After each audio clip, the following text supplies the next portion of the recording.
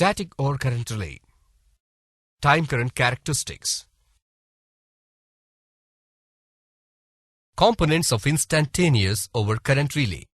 R1C1 is the filter circuit which protects the bridge circuit from transient over voltages. R2C2 is the filter circuit used to smoothen the output from the bridge circuit.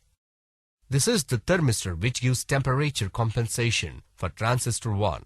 P is the potentiometer for selecting the pickup values. D is the diode to protect transistor T2. TR is the tripping coil. Bridge rectifier is used for rectification. Instantaneous overcurrent relays.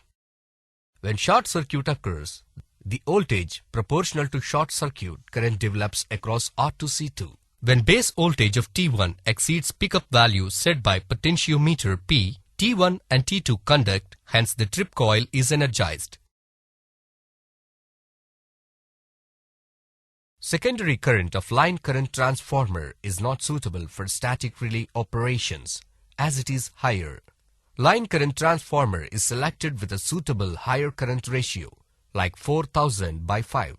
The current reduces to 1 ampere as it is suitable for static relay circuits in current transformer.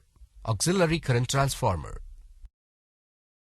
Current range is selected by setting the tap at desired position.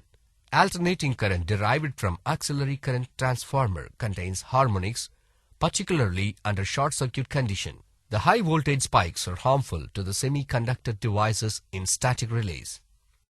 Filters and spike suppressors are provided in the input stage of the static relay for safety purpose.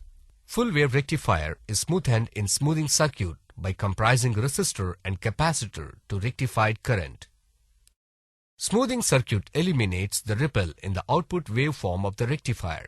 Output of rectifier is proportional to the RMS value of input AC waveform.